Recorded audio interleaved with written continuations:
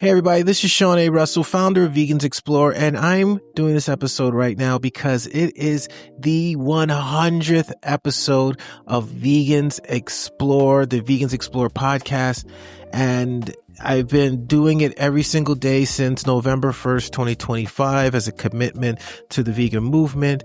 And as we have continued on this path, I wanted to share not only some of the takeaways from this experience, because it has been a commitment.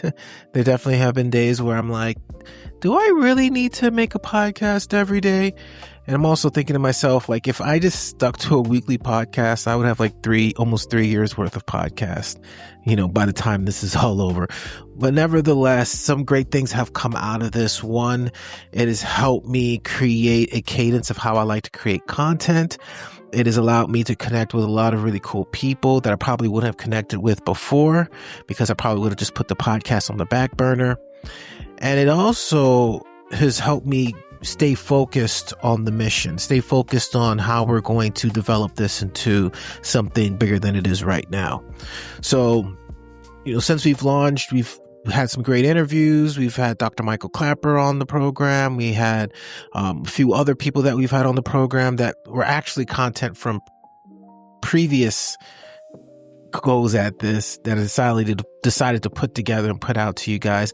We also did some topics and covered some different subject matter within the movement. So where I want to take it into the next 100 days is really focusing on stories of people within the vegan movement. Get more people on the podcast, but even more than that, because even my bandwidth to do that isn't as expansive as I would like it to be, I would also like to have people leave messages using our voice recording feature on vegansexplore.com/podcast and vegansexplore.com/contact.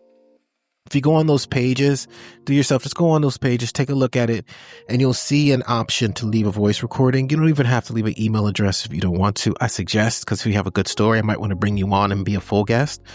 But that's your opportunity to leave some feedback, leave a question, leave a comment, whatever you want. Obviously I'm going to pick and choose, so don't waste your time and do something silly, because I'll just laugh and not listen to it the whole way through. Do that, because I would love to feature a little bit of those on each episode as well, and even answer some of those as full episodes. So I highly encourage you guys to do that. I would love for the next 100 episodes to be the majority of that, because I feel like there's a lot of stories not being told currently in the vegan movement that get to be told. So what I wanted to do on this episode is I wanted to share my vegan origin story. I've done it a few times, but I don't think I have done it recently in the Vegans Explore realm. Definitely not on the podcast, I don't believe.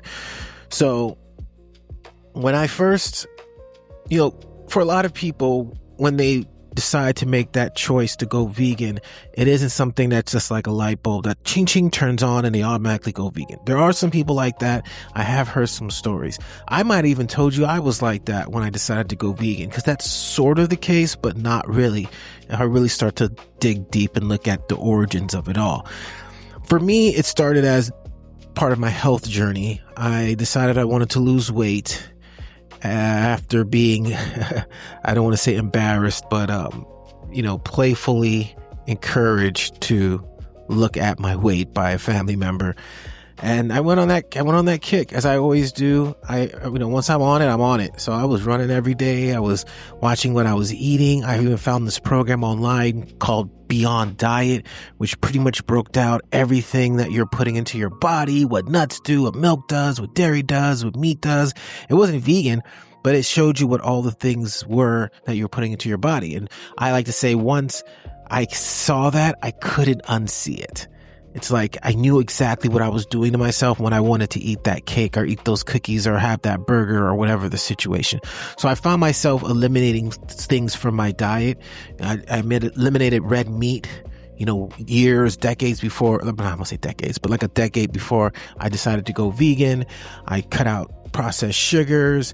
I slowly systematic dairy, I stopped eating dairy way before I was vegan. And eventually got to the point where I was just eating a few things. So I was working at an elementary school and there's a vegetarian one of my coworkers was a vegetarian, and she had this really cool energy, almost like, I don't want to say like a hippie energy, but just like a very cool, relaxed, centered energy.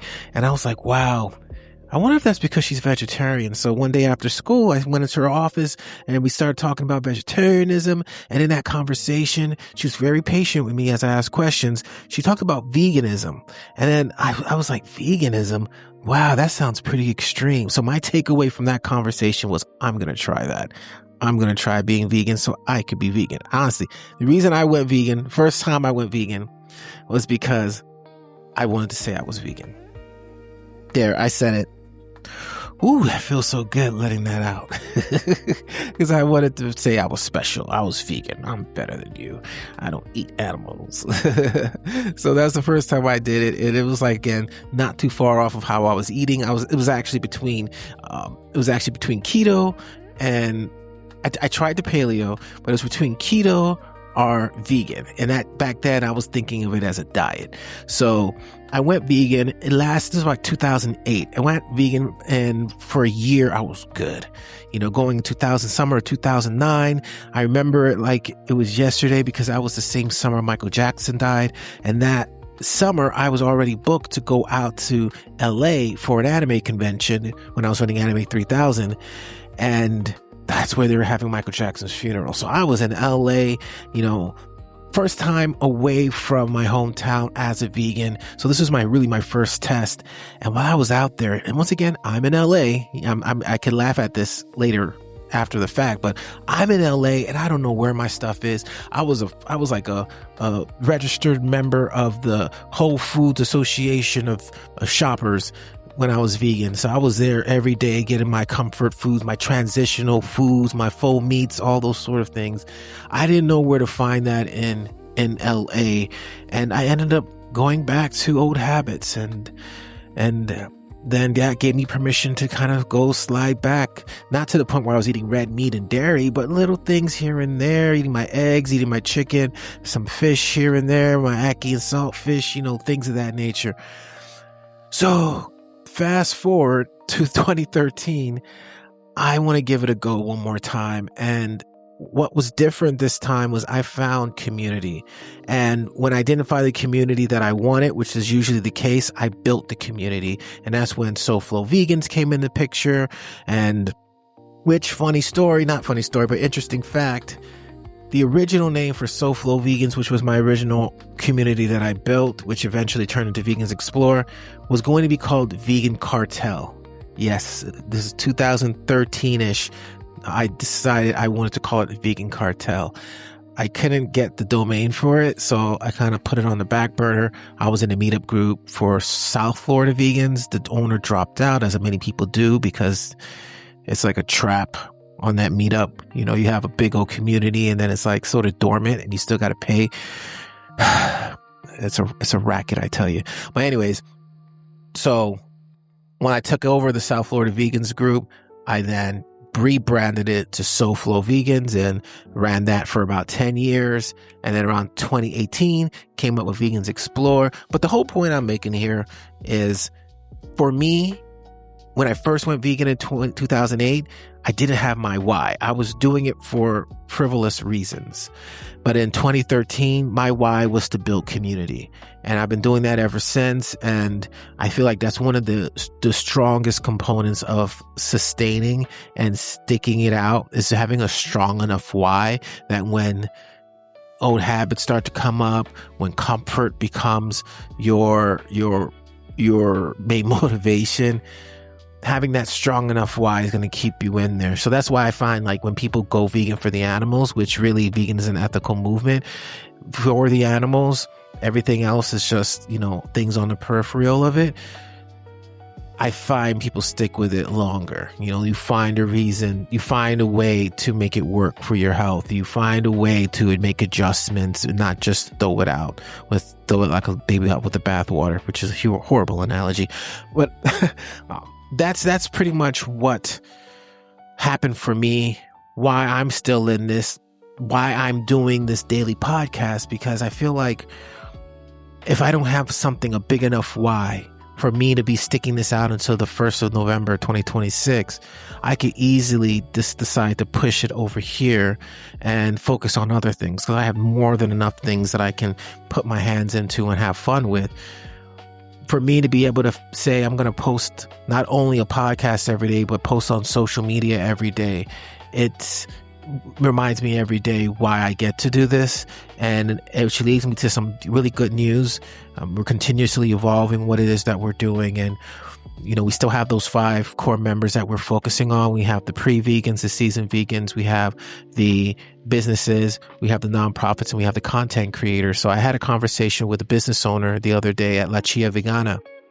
And we spoke for about an hour, and the conversation was extremely enlightening. And I love these conversations I do have with these business owners, because I get to ask them questions. That gives me, I guess, R&D, research and development, and knowledge into what to create for the community. So what we really talked about was just, you know, the cost of running a business, not just financially, but emotionally, you know, the time that you take away from doing other things, like especially when you have couples working together that, you know, they can't even have a weekend where they're together unless they shut the business down. And then to be in a building where, you know, hardly anybody's coming in, you know, you start wondering if it's worth. So all these things that are talked about behind the scenes, and that really just reminded me of the type of conversations I want to bring to this podcast. Like, I just want to be able to take my microphone out and just put it on the table, and just for us to just talk and be able to do that. But I'll definitely do that more often when I have these conversations with these restaurateurs and nonprofits and things of that nature. I want the conversations to be raw. But what I got out of that was collective bargaining, figuring out a way that we can bring the cost down on stuff, which will trickle down to the people who are going to eat the food. A lot of other things that came up that we're going to be implementing into our community partnership program and rolling it out, and the guides and all the cool things that we get to do. It's really about, how can I provide value to these 5 stakeholder groups? How can I make it a no-brainer for you guys to want to support us back and sell you on the bigger vision? So that's what I get to work on. That's what you're going to probably see more and more, especially as I tell these stories, switching the way we do things behind the scenes so it's a little bit more sustainable, and so much more. But if you're still watching this, thank you so much. This is a big deal for me. Being at 100 episodes, 100 days of consistent posting on this podcast, and we're not even at the halfway point. So we're excited that you are joining us on this journey. Know that this is more than just a podcast. This is a movement that we're creating. We're making a point with this show, and it will get better, and you'll be able to find out about some really cool things that are happening. And the best part is, if you want to be a part of this and help this grow and seed the development of what it is we're creating, because it's bigger than a podcast, where our ultimate goal is putting people in each of these cities to help tell their stories, to help promote the events that are happening, to pull the resources together, to organize. That's what we want to do. What we've been able to do in South Florida for 10 years, we want to be able to do in other places. And I know that that's going to take teamwork. That's going to take a system. That's going to take, financial stability as an organization. And we are a nonprofit organization. And those are all things that are coming. So I'm all in. And I'm so glad that you are all in. If you are all in, type all in the comments. I promise you're not going to get any automations, but I just want to know who's listening to this. Are you motivated? If you are, you can support by leaving a review, leaving a comment, going to vegansexplore.com/podcast or /contact, leaving a voicemail, letting us know what your thoughts are. If you have ideas, whatever you want to leave, the interaction between you and I, between this audience, this amazing community, and myself is what this is all about. So thank you guys for tuning in. And yeah, like I always like to say, we are a daily podcast, so I will see you. That's right, tomorrow. Catch you later. Oh,